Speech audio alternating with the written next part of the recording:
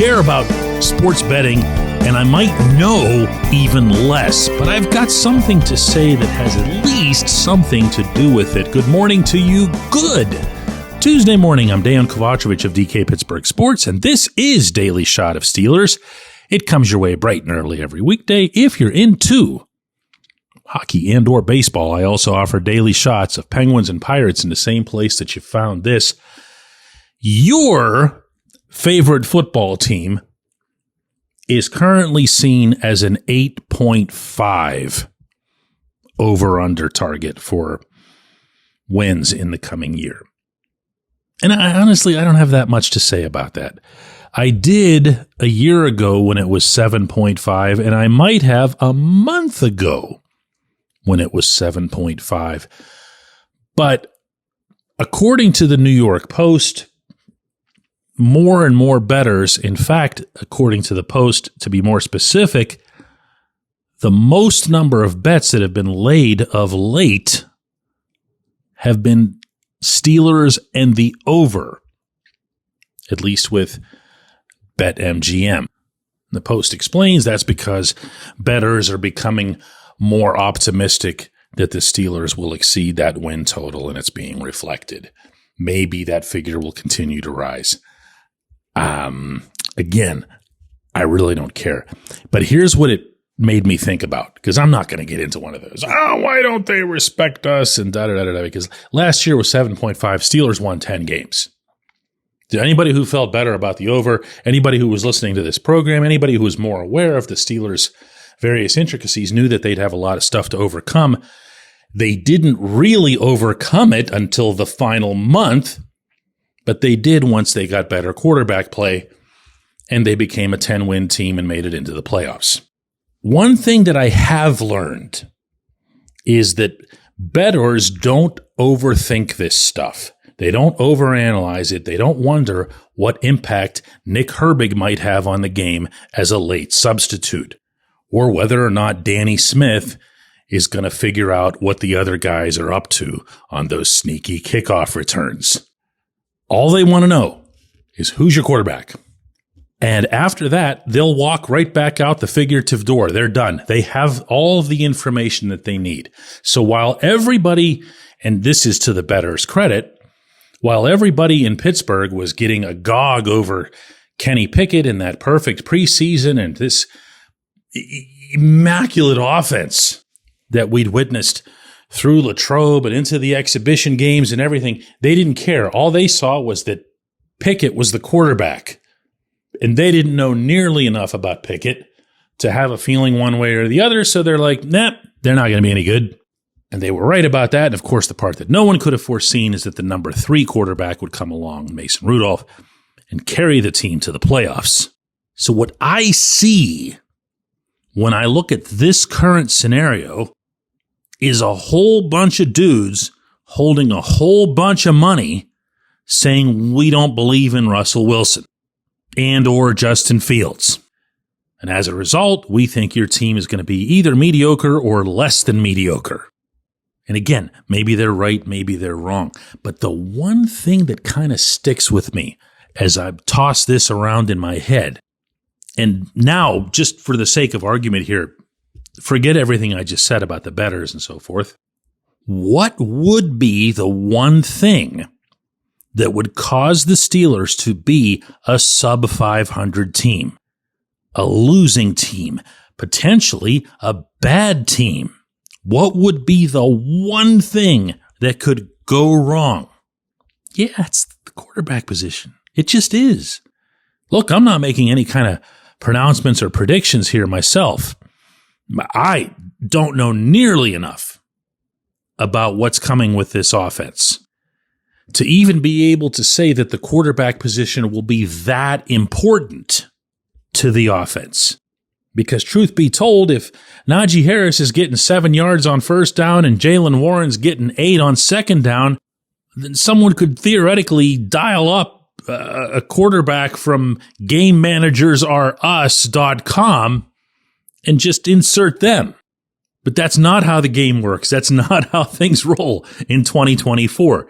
You're still going to have to pass. You're still going to have to get the ball downfield. You're still going to have to work the middle of the field in order to pull some of those defenders away to make sure that you can continue getting those rushing yards. And that absolutely unequivocally is going to involve your quarterback. But the one thing that can go really, really, really wrong is that. Does anyone see a possibility, for example, of Najee Harris in a contract year taking some kind of step backward? Come on.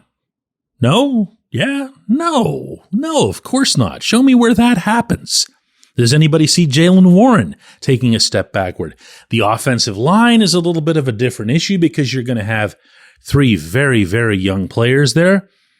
But do you think they'll be worse at run blocking? Do you think with all that pedigree and all that talent that they'll bring some kind of great regression up front? I don't. Pat Freiermuth entering a contract year. He's supposed to be the main target. Do you think he's going to see what I'm saying here? This does come down to quarterback. So much of it does anyway. And it's one reason, possibly the only reason, that I am consistently advocating for everyone to at least keep their minds open, chiefly Mike Tomlin, about who his quarterback is.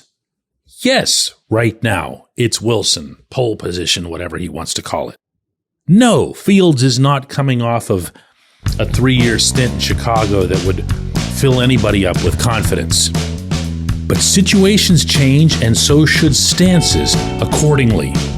This position could be the swing vote. There's no reason to cast it now. When we come back, J1Q.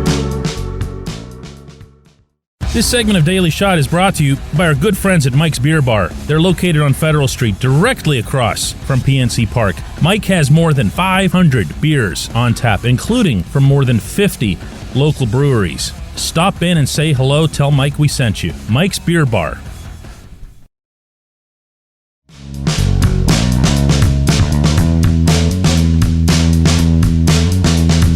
Today's J1Q comes from Dylan, who says, "Good morning, DK. Do you think we will see Broderick Jones, Troy Fautanu, and Dan Moore on the field all at the same time in big packages, the way they used to line up Zach Banner as an eligible receiver?" They also used to do that with Chuks Okorafor before he was able to find his way onto the field as a starter, so it can't be ruled out, while also understanding and reminding the very obvious here that there's a new offensive coordinator in town. They're still the same head coach.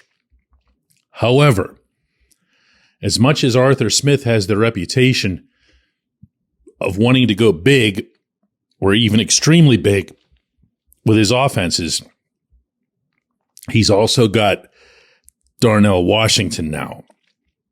And Darnell affords you, man, within an offense like this, he affords you so much flexibility from a play calling standpoint that it's hard to even try to summarize it all into a couple of minutes. But Darnell is really the variable. Darnell, you'll usually see him on the left side, but he's capable of going over on the right side as well. Smith's weaponry at hand in terms of what he can do with bigs and how he can deploy them is legitimately impressive.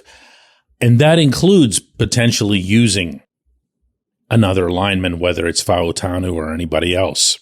But here's the one thing within this equation that I feel really comfortable shooting down, and that's any notion that the coach will just want to get everybody on the field to either make them feel loved or whatever. That is not at all his MO. He's not going to be looking for a way to placate ties, which maybe accounted for some of the motivation for your question, unless I completely misread it. Because honestly, that's the only time anything like that ever comes up, is when somebody sees a battle or a tough battle or players that they like and want to see them all do well. This isn't the place for that.